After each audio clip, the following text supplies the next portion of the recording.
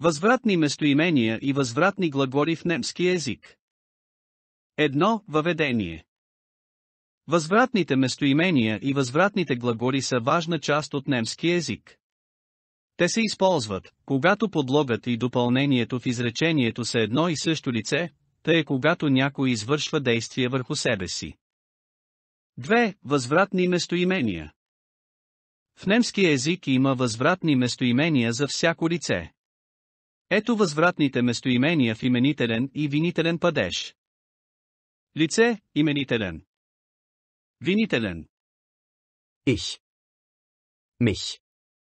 Du. Dich. Er, sie, es. Sich. Wir. Uns. Ihr. Euch. Sie. Sich. 3. Възвратни глаголи. Възвратните глаголи са глаголи, които винаги се използват с възвратно местоимение. Ето няколко примера. Sich waschen.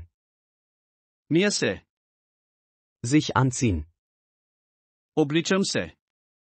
Sich freuen. Радвам се. 4. Примери в изречения. Ето няколко изречения с възвратни глаголи и техния превод на български. Ich wasche mich. Аз се мия. Du ziehst dich an. Ти се обличаш. Er freut sich. Той се радва. 5 упражнения. Опитайте се да преведете следните изречения на немски, използвайки възвратни местоимения. Аз се събуждам. Тя си реши косата. Ние се подготвяме.